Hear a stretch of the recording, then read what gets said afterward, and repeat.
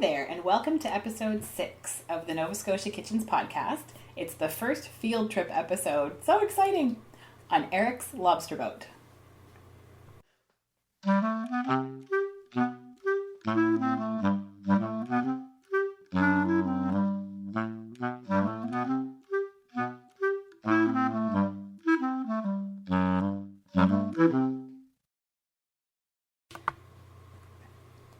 Welcome to the first field trip episode of the Nova Scotia Kitchens podcast. Kitchens are places where ingredients come together from all over the world. Since there are so many delicious Nova Scotian ingredients that are harvested, grown, made, collected, and produced right here in our beautiful province, I thought that it would be really fun to share the details of how they make their way to our kitchens in these bonus field trip episodes. So these episodes won't necessarily contain a recipe per se, but they will highlight the origins of an ingredient produced in Nova Scotia. It's so much fun. I've always loved a good field trip, and it's really nice to know a little bit of the story behind what's on your plate. On today's show, I visit with my dad, Eric, and he talks all about how lobsters are caught. He's been lobster fishing since 1970 and always enjoys sharing what he knows. Here in our area of the province, the lobster season starts the last Monday in November and ends on the last day of May. The industry is huge in Nova Scotia. The value of landed lobster catches for the province in 2014 was $570 million. For a very small province, it's kind of a big deal. So since it's the last weeks of the lobster season here in District 34 at our end of the province, it's the end of my dad's last full season running his boat as he's retiring, and since Alana's Lobster Cakes was the most recent featured recipe on Nova Scotia Kitchens, I thought the timing was perfect for a little ride on my dad's lobster boat, the Anne Isabella. I tried to record some audio while we were out on the boat for a true field trip audio experience, but the boat engine is loud. It's really loud. So we sat down in his living room instead. So let's get right to the visit with my dad, Eric. Okay, so can you describe the process of what you do day to day in order to catch a lobster?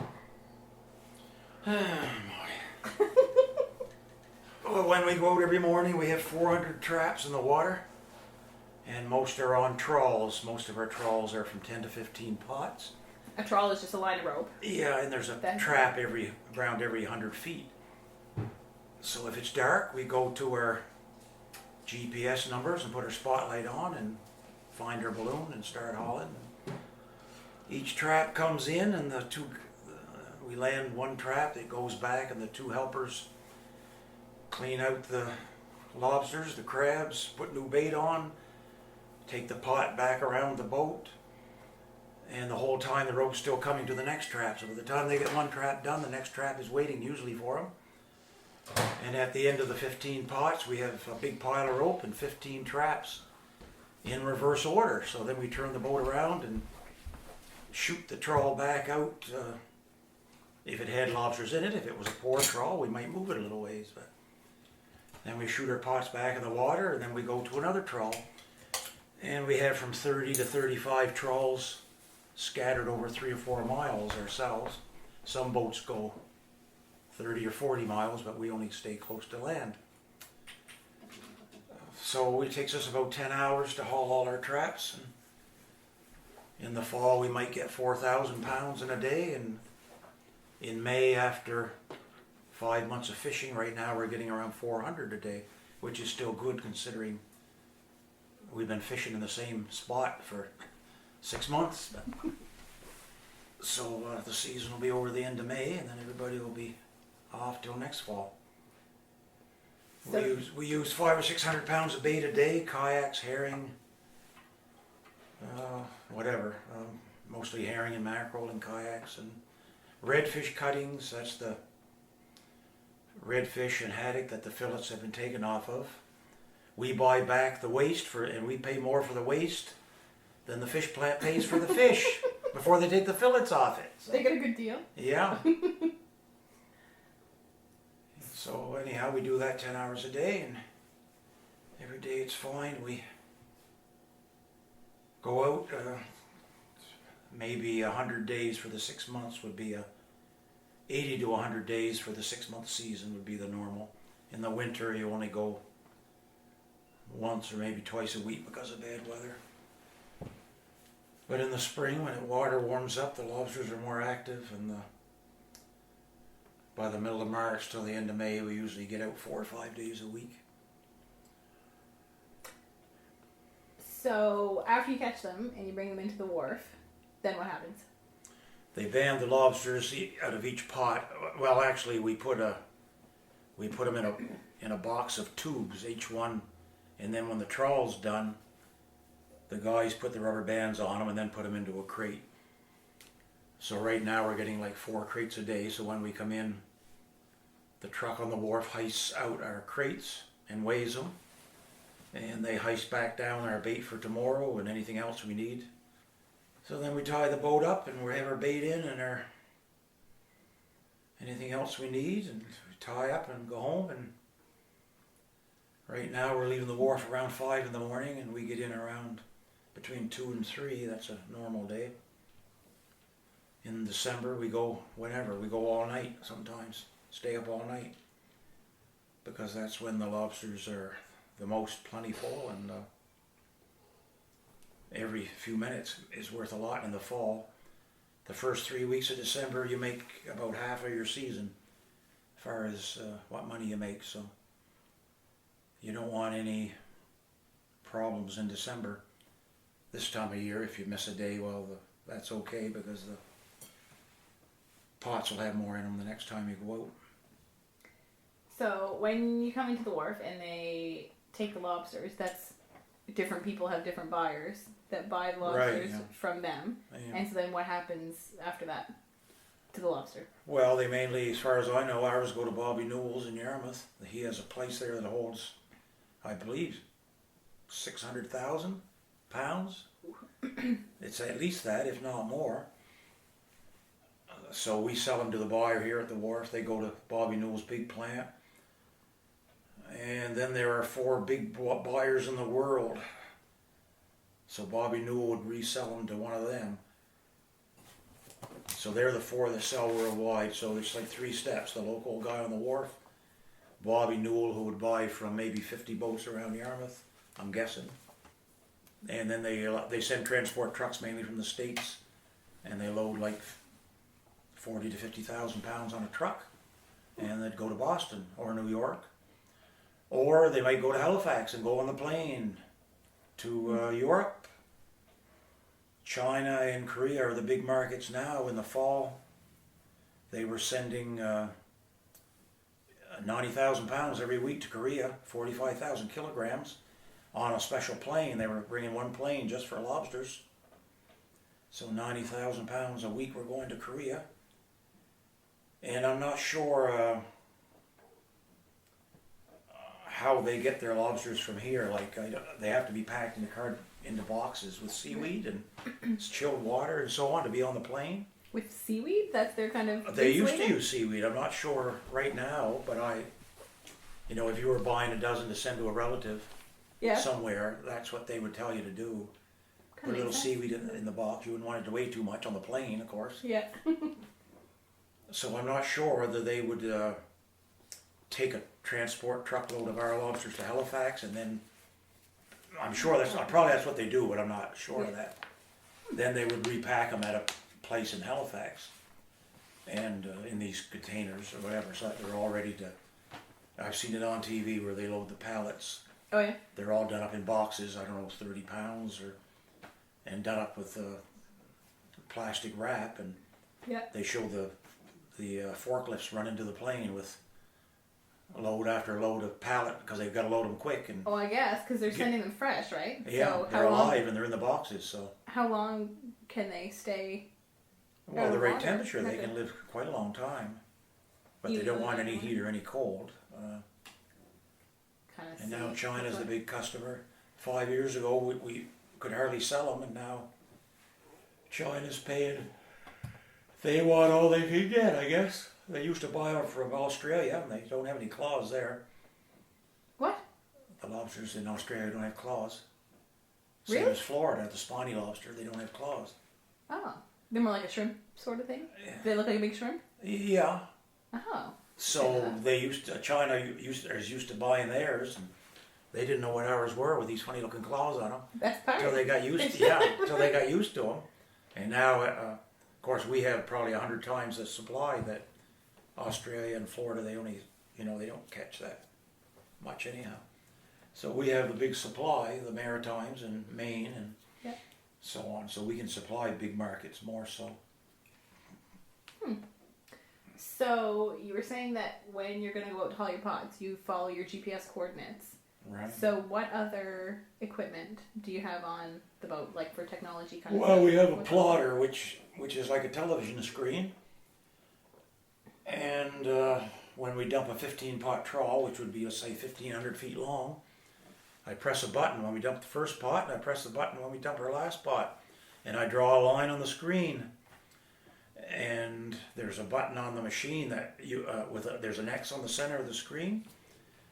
And when I want to go to that trawl tomorrow, I can move the X on the end of that line, and it'll tell me the numbers to go to from the GPS, and it'll tell me the distance. Like if it's 2 miles, so at the end of the day, I'll have 30 lines on the plotter or on the TV screen. And when I go out tomorrow, I snap the machine on and I change the color. I can pick from yellow, green, blue, red, orange. So when I turn it on tomorrow morning, I'll change my color. When I look at it now, I've got 30 green lines on the screen. And when we go out tomorrow, and as we haul each trawl, I redraw the line in a different color. So when we come in, I'll have 30 purple lines. Right. And I can always tell which ones I've hauled through the day and which ones are left to haul. Very simple. And it's Makes very perfect accurate. sense, yeah. You can go within a boat length or two, so even if it's in the middle of the night, you just have to turn the boat around, put your spotlight on, and we have a reflector tape on all our balloons. So when you put your spotlight on and look at your balloons, there's a lot of eyes looking back at you. If you put enough tape on your balloons, if you don't put enough on, I never put a lot, and some people put 100 on. I never put 8 or 10, but the more spots, the easier it is to find your balloons, especially when it's rough. So has your plotter ever failed? Like what would happen if you got in the boat and then it didn't tell you where your I used to only have one plotter in the boat, and in the December when we would be hauling at night more, I would always write the numbers down just to be safe. Yeah. But I got a new plotter several years ago and put in the boat, so I have 2 now. So I have one as a backup, and I use them both. So if one did happen to mess up, I've still got another one. So you put the information into both of them? I do them both okay. every day. I don't. Right now, where we haul all our pots the same pretty well every day, I could actually go out and haul, if it was fine, I could go haul all my pots without it right now. But in December, it's bad weather and you're hauling at night, and and the guys that go out 30, 40 miles would never find their gear without it. But where I'm close to land, I could always find mine. Not in the dark, particularly. I'd find a few. I'd find some, because I know about where they are. But in the daylight, you could go around and find most of them. But the guys way out in the middle of nowhere, they wouldn't be able to go without one. But some boats have more machinery than I have. I just got the basic. You can have a computer in that shows you 3-dimensional of the bottom, shows you all the ridges and all kinds of stuff. I don't need that, or I don't have it, but somebody new would find it handy, and the guys that are way out would find it when they're not familiar with the bottom. It would show them more where the sand holes are and where the rocky places are, that sort of thing. So when did you start fishing? 1970, I guess. So back then, what would you have had as far as, how would you know where your pots were then? Then you went out and you dumped your pots and you looked back at the land, and you matched up the television tower from Wellington over a certain house to tell how far up or down you were. Seriously? Yeah. That's great. It's so simple. Line up certain Ager, and the old guys have all the old marks. But I never got into all that. But the machinery was just starting to come out. So if I went out at daylight, I'd look back and see how far up the tower was to get an idea of how far up or down I was. And then we would have like 30 buoys, like 200 or 300 feet apart. We'd have a string of single or double pots then one buoy on every pot or every 2 pots. So the whole string might be 3/4 of a mile long. And if it was foggy, you might haul 4 buoys. You might miss the next one. Then where's my string? Then you got to feel your way back to your line of buoys. But nowadays everything's connected, so you don't have buoys, and they never go under for the tide. We use big balloons now, so we can haul anytime, anywhere. Where the older generation only had buoys that you couldn't use big buoys because the pots would drag. If you had a big buoy on 1 or 2 pots and it was rough, your 2 pots might go a half a mile and you wouldn't know where they were. So you only use small buoys that would go underwater. But when they went under, those little old foam ones that you see that not the little tiny ones from Maine, but I mean, I have ordinary buoys so now we put a buoy ahead of our balloon, and they never go under, so we can always go haul anywhere we want. But the older fellows, their buoys would go under, so they could only haul when the tide was every 6 hours. The tide slackens up, and they would haul for 2 or 3 hours. Then their buoys would all be underwater, and except close to land, they could probably still keep hauling. So if they were out 3 miles and their buoys went under, they'd come back in near land and maybe haul. Have lunch. Or haul some pots by the bell buoy, and when the current got ready to slacken or die up again, they might go off another mile or 2 and get their buoys when they came up again. Huh. That's what they had to do then, and they only hauled usually 150 pots all day. But now we haul 400 in 10 hours, where then, they wouldn't haul very many because it was only one at a time. Now we can haul 15 pots in 15 minutes. Right. There's no stopping it. Just everything's non-stop from the minute we leave the wharf. So then other people probably wouldn't have gone out as far either. Is that true? As far as no, but some went to the Lurcher. The Rob Landers, Doug Churchill, Basil Adams, they went to the Lurcher when they had nothing. They just watched their watch, and if it was an hour and 40 minutes to the Lurcher, they just went by their compass. I was just going to ask. So they had a compass, and that's what they would rely on. And there was a foghorn on the wharf, so if it was foggy, somebody had the job to put the horn on. So when you were coming back in, you could kind of come to when you thought you were close to land and shut the engine off and listen for the foghorn. Yeah. And feel your way back in. But the fish finders were started. Dad had one. He had one of the first ones. Him and Vic Smith. They were Simrad. And that was probably 1960 when they first started the fish finders. Okay. And I guess I had one in when I started, but and a VHF radio, but I had nothing else.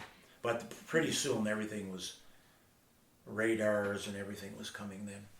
Within 3 or 4 years, we had Lorans and GPSs and radars and hydraulics started. What's a Loran? That's the old thing that gave you the numbers before the GPSs like we have now. It used to be called Loran. Okay. And there was towers on land that were. There was one in Labrador, one in, I'm guessing, New Brunswick. So you had a machine and you put it on, and there was a bunch of dials, and you had to tune it in. And it would give you the numbers, but it took a few minutes to get your numbers. Oh, wow. So then these new GPSs replaced that. I bought an old one from Hager, and it's still over there in the building. Oh, yeah? I used it a year or 2, and it's just sitting there on the floor. Because they closed the towers. Okay. When the new GPS system came in, they shut down the towers that were on the land in the States. One was in Maine, and one was in Labrador. I'm thinking Foxford or Labrador. So your signal came from a tower that was on land, but now everything comes from satellite. Right. So that was a change then, and that came in the mid '70s, or I'm guessing '76 or '78, along there somewhere. And the new system was a lot more accurate, and bad weather didn't interfere with the signals like it used to once in a while not work, because the signal was coming from land. Snowstorms, that type of thing. Yeah. You'd lose your signal. So you got your first boat in 1970, or with 72, I guess. I went 2 years hired, Uncle Rob and Ager a year each, and then I bought an old boat in Wedgeport with 250 pots and nothing else. I had to put another engine in it. And I didn't get much, but I didn't pay much. Yeah. But I got the license, which nobody cared then. It wasn't worth much. Yeah. You could always get a license from somebody. So your dad always fished, right? Yeah. And so I think I've seen pictures of the old boats from when he would have gone. So those boats were a lot smaller. Yeah, they were a lot Too. smaller then, yeah. They weren't like they are now. And yeah, now they're building them all bigger, and they need a whole lot more money if they're going to buy a Dad had a boat built whenever, I would guess in the 50s probably, for $300. And they always put in old car engines for the motors. Really? They rebuilt car engines and $40 for an engine, put it in and off you went. It might last a year, might last a while. When it failed up, put another one in for another $50. That's what they use for power. Huh. So he had a boat down for $300. My first boat was $14,000 in 1972. So for a geared up boat now with everything in it, some of the engines are over $100,000 just for the engine. Wow. So, but still, it's not always fun every day. In the winter, it's cold, and there's always some kind of a hassle going on with government or other boats. Sometimes with the money now involved, a lot of boats are really aggressive. We call it. Yeah, they'll almost run you over if they think you're catching one more lobster than they are. So that gets a little tiresome sometimes. Yeah, and I bet there's more government regulations and rules than there were. There wasn't back any. in the day. There wasn't any back then. You could do exactly as you pleased any day you went out, in the summer or winter. And now there's inspections. It says on your license you can't go out if it's given a freeze and spray. You can't put a hand line over to catch a fish while you're lobster fishing. That's illegal. It's on and on and on. So back in the day, like when you started or whatever, or even when your dad went, where would the lobsters be sold to? Like, because they would have to be, how would they be transported? I mean, I guess if he was in the 50s. Well, they used to use a half-ton truck on the wharf, and they would truck them to Yarmouth, and they would put them in the water, like in crates for a little while. It wouldn't be as sophisticated as it is now. Would they be? And the old buyer here was Atwood Brothers in Maine, and the lobsters would go from Yarmouth to Maine, I suppose on the ferries. Yeah. I don't know about some of that stuff. Ager certainly know all about that. Yeah. So, what's your favorite way to eat lobster? Oh. Do you even like it? I imagine. You'd rather have a hamburger. Oh, I guess always. There's no ways I don't like it. It's good with mayonnaise and a sandwich. Hot lobster with butter on the stove and like cream lobster, you mean? Yeah, creamed and just dipped in butter and vinegar. That's really good too. So, what's the best thing about being a lobster fisherman? Well, you're pretty independent. You're as much as anybody can be. You do except for dealing with government, you do exactly what you please. You get up in the morning, you look at the weather. If it's not a nice day, you can call the guys and tell them to stay home. You can go into town, cut wood, do anything you like. You're not on a schedule. So that's, there's not many jobs that are that way. And they say you're basically only out on the water 80 or 90 days a season. But of course you spend a lot of time in preparation. Right. But it's, there's not many jobs where you can more or less plan your own day. Every day is different. You get up, well, which way am I going today? Am I going to the woods to cut wood? Am I going to go haul lobster pots? Am I going to town, or is there errands to do, or is there, whatever. So every day when I get up, there's no set schedule. It's do whatever comes along, what suits for the day. And what's the hardest or worst part of it? Well, now probably dealing with all the government stuff. You have to take first aid. You got to have fire extinguishers inspected every year to be legal. It was always every 4 years, but somebody in Ottawa decided it was good every year. Life rafts inspected every year now, $2,000. You used to only have to do it every 4 years. No, that's fine. That was great. Thank you. Thanks so much to my dad, Eric, for taking me out on the boat and sharing some of his knowledge with me. Thanks to Julian Smith for the music, and to Adam Graham for technical help and for generally being awesome. And of course, thanks to you for listening. You can connect with me at the Nova Scotia Kitchens page on Facebook or email novascotiakitchens@gmail.com. And we're also on Instagram at Nova Scotia Kitchens. Until next time.